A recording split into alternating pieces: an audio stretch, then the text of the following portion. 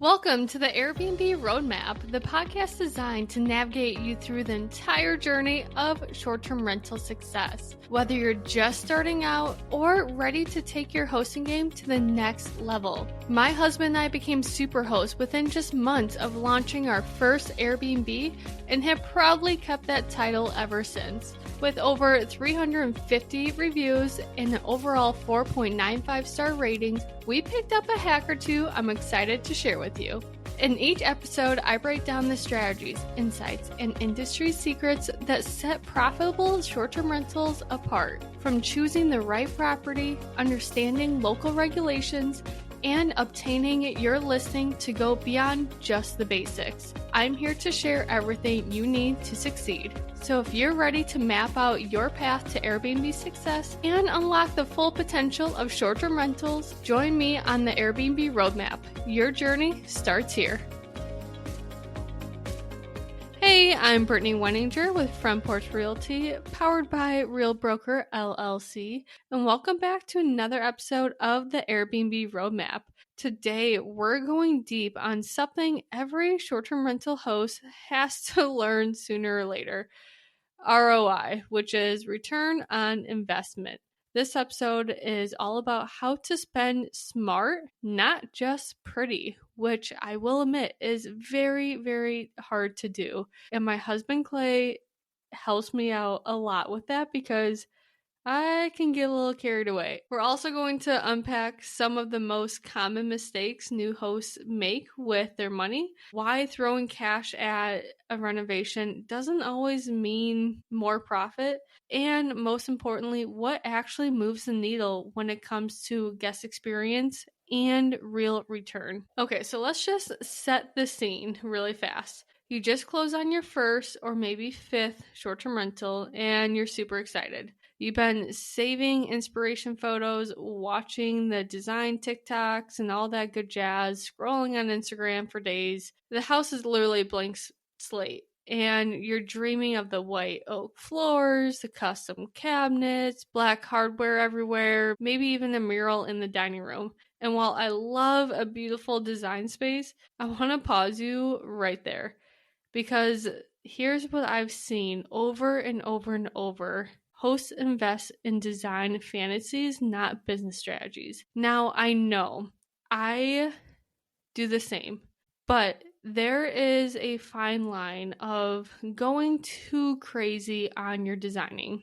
And I know some people are going to be like, you are completely wrong. But in reality, when it comes to renovations and totally gutting a kitchen, does the kitchen right now make sense? Will a guest think that the kitchen's still pretty? If the answer is yes, do not touch it. Now, I know I just mentioned the mural in the dining room. Honestly, murals are really cool, so I would still probably do that. Like, a mural is cool. If the mural is cheap, though, like, for example, my cousin, well, Clay's cousin, she's an amazing painter, and she did a mural in our game room. But you know, we didn't pay her thousands and thousands of dollars. Some mural artists charge thousands and thousands of dollars. So when you look for, stuff like that, try to get someone or something lower on a budget. Now, going back to the kitchen though, if the kitchen still looks great, but needs, let's say, like a little paint touch up, do that, but do not reorganize the whole kitchen. And I'm laughing at myself while doing this podcast because literally a couple months ago, one of our properties, the layout of the kitchen is, I just hate it. Hate it, hate it, hate it. I would have loved to redesign that whole kitchen, but my husband was not about it. And truthfully, he was right. Does renovating a whole kitchen, even though the kitchen that's there is, functional and is decent, would that create a good ROI for us? Will we be able to charge the guests more money per night because our kitchen is renovated? The answer, unfortunately, was no. So let's just start with one of the biggest mistakes I see that, again, hosts do all the time, is buying too much house for the market that you're in. Picture this. Someone buys $1 million house in a town where the average short-term rental is going to be around $600,000. They tell themselves it'll stand out or quote unquote feel elevated and that people will pay extra for luxury. Well, honestly, it all depends on the market. There's a lot of markets, especially in the Midwest, that people just won't pay over a certain price tag per month. People just don't either, one, make that kind of money, or two, they just don't want to spend that kind of money just for a weekend or a week with their family. But here's the truth. Guests don't care what you actually paid for the property. They're not browsing on Zillow, they're browsing on Airbnb, which means that they don't even know that you paid $1 million for the property. They're looking for the price per night, the reviews, and the photos. If your $1 million property sits in a neighborhood of, let's say, $600,000 per house for the comparables, it's not suddenly worth 50% more per night. You'll still be compared to all the other homes in the price bucket, and your ROI will take a hit. I've seen this before. People buy a really nice house in the market. They put a lot more money into it to make it this special short-term rental stay, and then they charge the guest boohoo bucks. But then all of a sudden, they're not getting any bookings.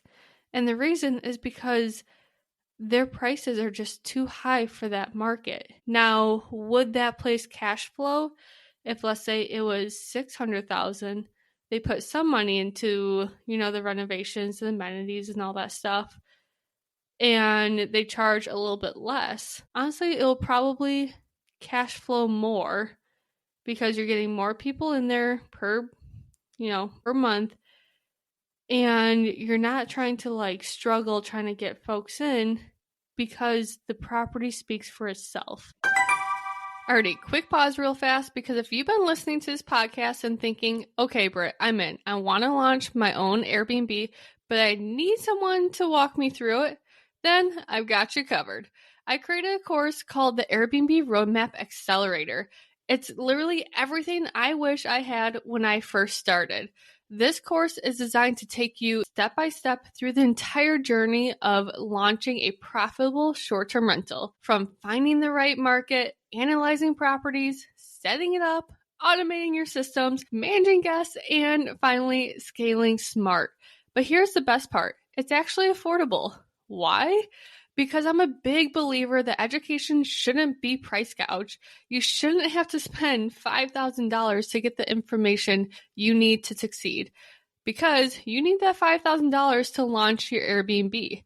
This course teaches you the same strategies, the same tools, and the same systems as those high-ticket programs, just without the fluff and the huge price tag. And because you're a part of the Airbnb Roadmap community, you get a little extra something. Use the promo code in the show notes and you'll get $50 off the course just for being a listener. Whether you're just getting started or you got a property and need help pulling it together, the Airbnb Roadmap Accelerator course will get you moving with clarity and confidence. All right, back to the episode. Now, let's look at the other side. Maybe you did buy smart. So again, you got that $600,000 property at a good price. But now you're falling into the upgrade spiral. You start replacing all the perfectly fine wood trim with the white trim because it looks more modern. You redo the bathrooms, even though they're clean and functional. You order let's say a $5,000 sectional when a $1,500 one looks as great and probably comfier, because just because it's more expensive does not mean that's going to be super comfy. Learn that.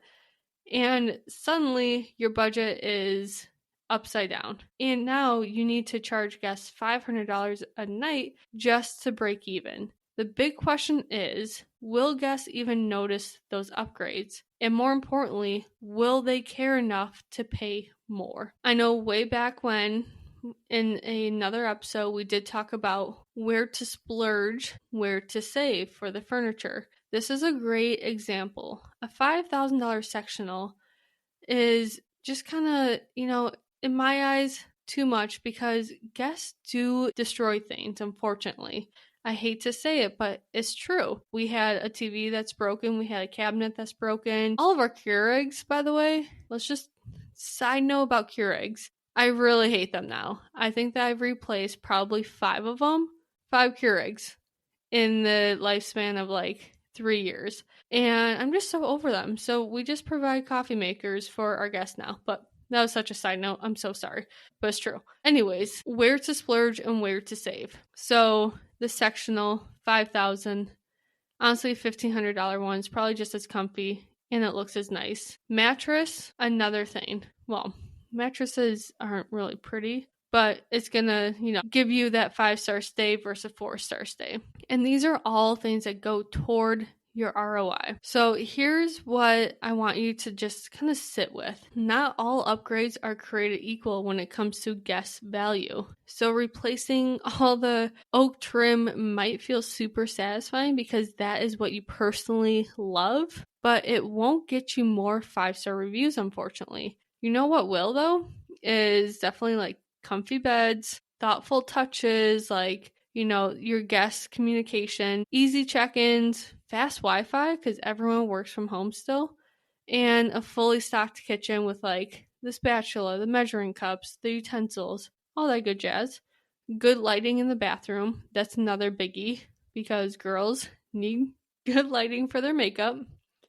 And a clean, cozy vibe that says, we care about your stay, and not just like, hey, all this stuff is from Goodwill just piled into this house. Enjoy your stay, right? Because at the end of the day, this is a short-term rental. You need to keep on remembering about your ROI, your return on investment. So many people get hung up on thinking that their investment property is their actual house. So going back to the oak trim, some people really hate oak trim and they need to have that white trim, but you're not living in there full time. So having the oak trim is okay. Now, if this is your primary house and you live in it full time, by all means, go get that white trim.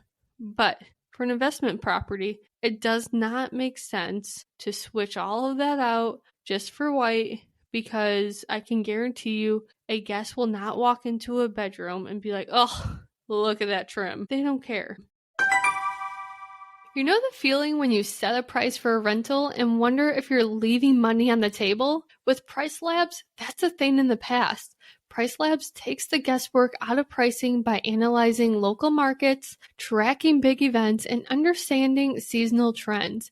It knows when to raise the prices for high-demand weekends, and trust me, you'll be shocked when guests book at those premium prices. As a host, I've seen firsthand how Price Labs maximizes every booking's opportunity. It's not just smart, it's essential now. And here's a bonus for my listeners. With a link in the show notes, you'll get first month free plus $10 credit toward your second month with Price Labs. There's never been a better time to level up your hosting game. Ready to optimize your income and let Price Labs do the heavy lifting? Click the link in the show notes to get started today. Let's talk about what does move the needle. Things that guests do notice and have a proven impact on your revenue and reviews. The double R's, I call them. I don't really call them that. I just kind of made that one up. All right. So first up, bedding and mattresses. Oh my gosh, I've talked about this multiple times. I think ever since we stayed at that one Airbnb that had the most worst mattress I've ever felt in my life. I can't stop talking about it or even thinking about it. But overall, this is a non-negotiable. People remember how they slept clearly because I still remember it, especially if it's bad. How many times have I mentioned this in the podcast because my stay was bad? So investing in a high quality, medium firm mattress is very important. Medium firm, guys. You don't want firm and you don't want too cushiony. We've had a guest literally leave, and which is kind of weird because our mattresses are actually really nice in one of our cabins, that like the top is a little bit firmer. Or I guess we have a loft. So one of our mattresses up there is a little bit firmer. The one on the middle floor is like medium firm, the perfect firmness. And then the one down below is a little bit softer, but not by much. This girl stayed in the medium firm and she said that was too soft for her. And I'm like, oh, you should have went upstairs.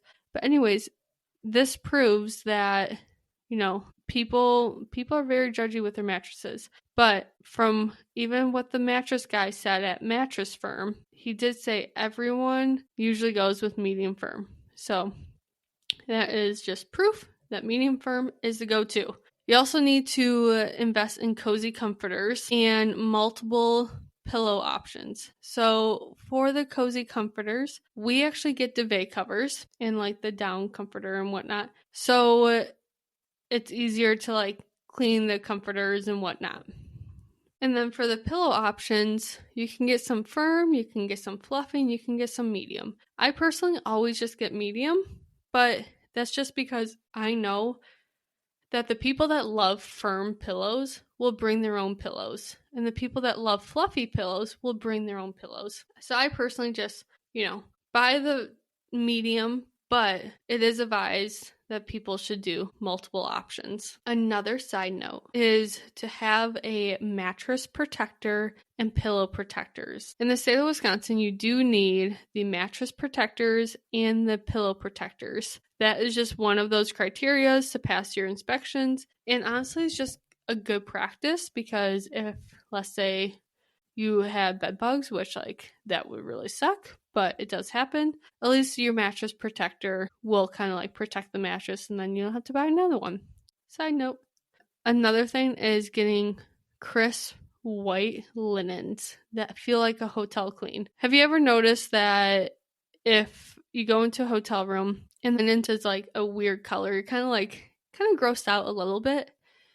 White linens are so important for short-term rentals. And these are the things that still move the needle, improve your ROI, because if it doesn't feel like a hotel, then they're going to complain. Next is the kitchen functionality. So again, make sure that the kitchen's actually functional. If it's not, then, think about renovating it. But if it is functional, don't renovate it. Your guests may not be cooking the 5-star meals, but they still expect basic tools though. You want to make sure that your kitchen is stocked with the sharp knives, wine openers, cutting boards, the spatulas, forks, knives, spoons, mixing bowls, the whole 9 yards. And I will probably guarantee you that they are still going to be like, oh, do you have this? I think someone asked me for a juicer one time and I was like, never thought about a juicer, but I will add that to the list, sir. But just, you want to make sure that it doesn't feel like a dorm room, aka you have the bare minimum.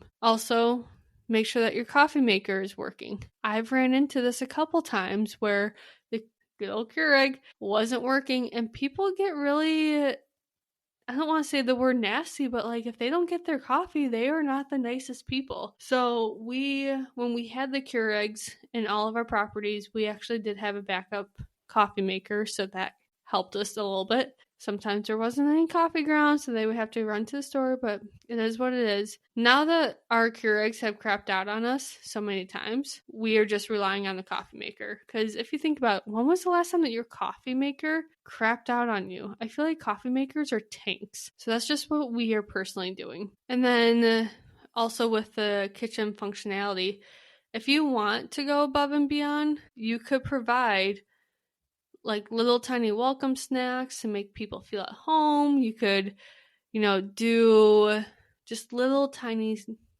little favors like that. We personally, when we had the Keurigs, we had the K-Cups, we have individual creamer packets, sugars, and stuff like that, because coffee is very important to a lot of people. We don't do the snacks, though. That's just because it's just something to, maintain, to be honest. And when it comes to the health inspection, I don't think that they would be too keen on that. But I do know a lot of people that do them. That's just my personal thing.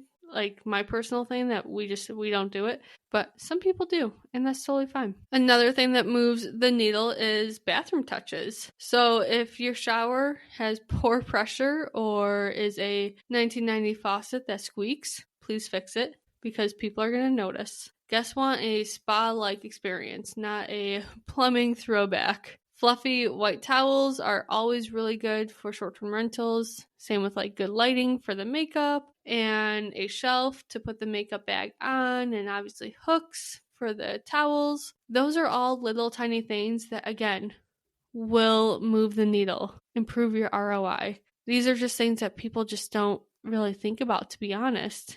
And you don't need to gut the bathroom for this stuff. You just need for the bathrooms to feel clean, calm, and honestly convenient for people. Now let's mosey on to tech and entertainment. These are another really great opportunity to have a good ROI on it. So smart TVs and fast Wi-Fi. With the smart TVs, make sure that the TV is actually like moving pretty fast. So like when you click on the button, it doesn't, have like a 2 or 3 second lag.